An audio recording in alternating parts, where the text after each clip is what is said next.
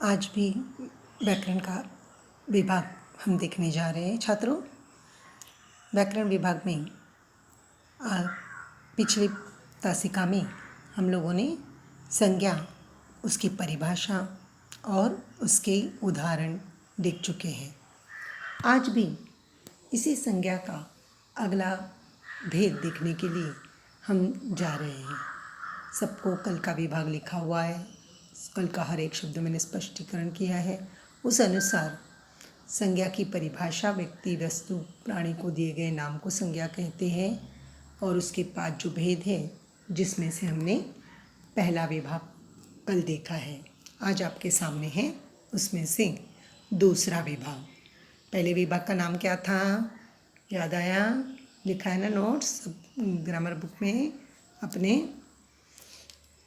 पहला था बराबर, जातिवाचक संज्ञा। अब आज हम पढ़ने जा रहे हैं व्यक्तिवाचक संज्ञा। दूसरे विभाग पर आइए, व्यक्तिवाचक संज्ञा। व्यक्तिवाचक संज्ञा की परिभाषा और उदाहरण देखें तो आपको तुरंत समझ में आएगा। नाम में ही परिभाषा का अर्थ समाया रहता है, फिर भी किसी विशेष प्राणी, स्थान, फल, वस्तु इत्यादि के नाम को व्यक्तिवाचक संज्ञा कहते हैं। परिभाषा की ओर देखिए, किसी विशेष प्राणी, स्थान, फल, वस्तु इत्यादि के नाम को, विशेष माने वो नाम कहा जाए तो वही नाम याद है, विशेष होता है, जिसे कहा जाता है व्यक्तिवाचक संज्ञा। व्यक्ति के नाम से, जैसे कि प्राणी के नाम से, परफेक्ट वो नाम लिया तो और कोई दूसरा नहीं, वही है। इसी कारण मुंबई एक ही शहर, गुलाब, उदाहरण देखिए आगे चलिए। व्यक्तिवाचक संज्ञा समझ में आ गया। विशेष एक नाम लिया तो वही आएगा। यहाँ 5 बच्चे बैठे हुए हैं, लेकिन उसमें से एक का नाम है समीर, तो समीर को बुलाए तो समीर ही आएगा। इस प्रकार विशेष नाम, 5-4 लड़के हैं, लड़के हो गए जातिवाचक, लेकिन समीर तो उत्तर दे तो समीर, ये क्या हो गया, व्यक्तिवाचक। उस विशेष व्यक्ति का नाम लिया मैंने।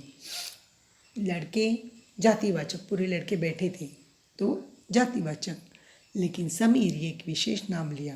वहाँ बहुत सारे फूल थे, लेकिन मैंने कहा गुलाब का फूल तो गुलाब, ये व्यक्तिवाचक संज्ञा का सही उदाहरण है।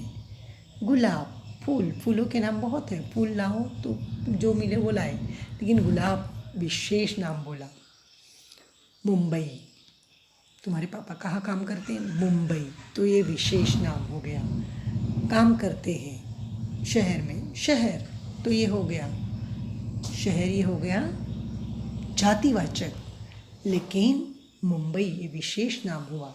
सूरत में, दिल्ली में, जो भी एक शहर का नाम आ गया विशेष, तो उसे कहा जाएगा व्यक्तिवाचक संज्ञा। ताजमहल एक ही है, मैंने कहा हम छुट्टियों में गए थे ताजमहल देखने, तो ताजमहल समझ में आ गया कि ताजमहल क्या है, विशेष नाम है वो। उसी प्रकार हिमालय, हिमालय बोला तो केवल एक हिमालय याद आएगा, कोई और नहीं, वो पहाड़ी ही हिमालय याद आ जाएगा। इसी प्रकार विशेष व्यक्ति का नाम, किसी विशेष वस्तु का नाम लिया जाए।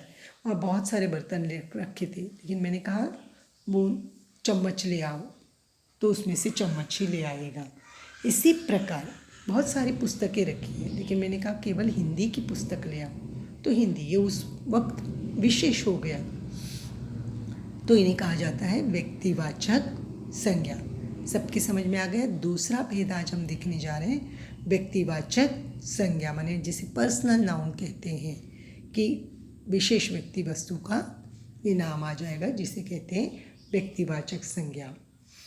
पहला कल हमने देखा है, आज ये दूसरा देखा, और तीसरा उदाहरण, तीसरा भेद, संज्ञा का तीसरा भेद हम आगे देखने जा रहे हैं।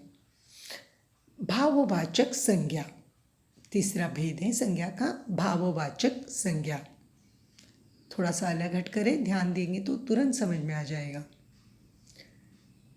जिन संज्ञा शब्दों से किसी व्यक्ति, स्थान या वस्तु के गुण, दोष अथवा भाव का बोध होता है वे भाववाचक संज्ञा कहलाते हैं। परिभाषा है ये भाववाचक संज्ञा की। जिन संज्ञा शब्दों से किसी व्यक्ति, स्थान या वस्तु के गुण, दोष अथवा भाव का बोध होता है। गुण माने गुड क्वालिटी, दोष माने बुराइयाँ, यहाँ भाव माने वो मनुष्य के जो भाव होते हैं, अच्छाई बुराई जो भी है। मुझे लगा वो हंस रहा है माने अच्छी बात हुई, वो रो रहा है माने दुख की बात हो रही है। मन के आश्चर्य के भाव है, उसके मन में गुस्से के भाव हैं, तिरस्कार के भाव है, जो भी है वो भाव को कहा जाता है भाववाचक संज्ञा। इसीलिए इन भावों को, मनुष्य के भावों को कहा जाता है भाववाचक संज्ञा। उदाहरण के लिए आपके लिए लिखे हैं भलाई, वो भलाई करना जानता है। क्रोध, उसे क्रोध आया था, ये एक मनुष्य का भाव है। भलाई माने दूसरों को मदद करता है वो। बुढ़ापा, बुढ़ापा एक परिस्थिति, भाव है।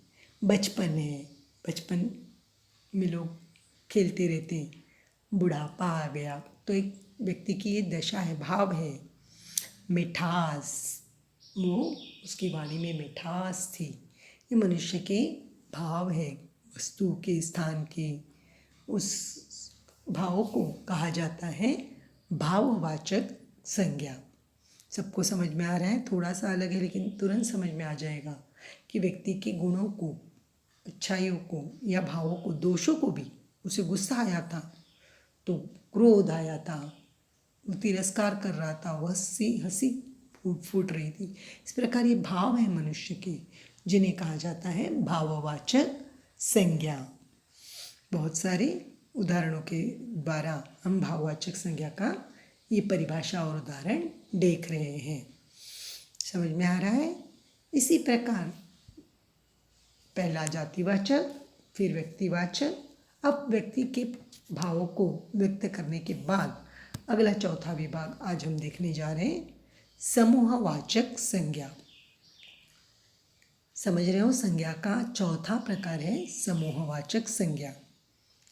शब्द में ही इसकी परिभाषा है, समझने में आसान है। जिन संज्ञा शब्दों से किसी वस्तु के समूह अथवा झुंड का बोध होता है वे समूहवाचक संज्ञा कहलाते हैं। समूह शब्द का अर्थ है ग्रुप, एक अकेला नहीं, बहुत सारे हैं, तो वो ग्रुप को कहते हैं समूह हिंदी में। इसलिए ऐसे शब्द जिससे पता चलता है कि एक नहीं, बहुत सारे हैं, तो ये समूहवाचक संज्ञा। समूह के लिए कौन कौन से शब्द इस्तेमाल किए जाते हैं, तो उदाहरण है आपके सामने। झुंड का बोध होता है कि बहुत सारे, अकेली नहीं। परिवार, परिवार कहाँ, तो परिवार में एक सदस्य नहीं, बहुत सारे, 2, 3, 4 सदस्य मिलकर एक परिवार बनता है। मेरे परिवार में 3 लोग हैं, मेरे परिवार में 4 लोग हैं, हम जो कहते हैं तो परिवार माने समूह है, ग्रुप है। भीड़, बाजार में बहुत भीड़ थी, एक आदमी नहीं, बहुत सारे लोग थे, वहाँ दुर्घटना हुई, वहाँ बहुत भीड़ थी। इस प्रकार एक दो नहीं, समूह का संदेश करने वाला एक शब्द है। तीसरा शब्द है सेना। सेना माने एक सैनिक नहीं, पूरी उसकी सेना, दल या टुकड़ी भी कहा जाता है। सैनिकों की टुकड़ी, सेना, दल, ये जिस शब्द से पता चला कि राजा की सेना दूसरे राज्य पर आक्रमण करने लगी, तो सेना माने एक दो नहीं, बहुत सारे सिपाही उसमें आ गए, समूह आ गया। अगला प्रकार शब्द है गुच्छा। एक फूल है तो फूल आया, लेकिन बहुत सारे फूलों के गुच्छे बनाए थे वहाँ। गुच्छा माने बहुत सारे थे। उसी प्रकार पंछियों का झुंड एक साथ निकलने पड़ा था, ऐसे कहा जाता है झुंड, बहुत सारे इकट्ठा निकली थी। इस जिससे समझ में आता है कि एक नहीं, उसमें बहुत सारी लोग वहाँ उपस्थित हो सकते हैं, इसलिए उन्हें कहा जाएगा समूहवाचक संज्ञा। समझ में आ गया? इसी प्रकार आज हम चौथा प्रकार समूहवाचक संज्ञा के बारे में भी जानकारी ली है। समझ में आ गया सबको? ओके। आज के लिए हमने प्रकार दूसरा व्यक्तिवाचक, प्रकार तीसरा कौन सा दिया था? भाववाचक, और प्रकार चौथा समूहवाचक लिया है। संज्ञा के भेद पढ़ाते वक्त मैंने पहले पढ़ाया है। 5 प्रकार हैं, उनमें से एक भेद मैंने बाकी रखा है। सारे भेदों को एक साथ समझ में नहीं आएगा, इसलिए हम पार्ट में अगले हिस्से में ज़रूर इसे देखेंगे। आज समूहवाचक समझ में आ गया सबकी? इसके भी जो भी पार्ट मैंने आज पढ़ाया है न क्रमांक 2 से व्यक्तिवाचक संज्ञा से जो भी मैंने पढ़ाया, तीसरा स्वभाववाचक और चौथा समूहवाचक, ये सारा ज्ञान आज आप अपने नोटबुक में अच्छी तरह से लिखेंगे और पढ़ेंगे।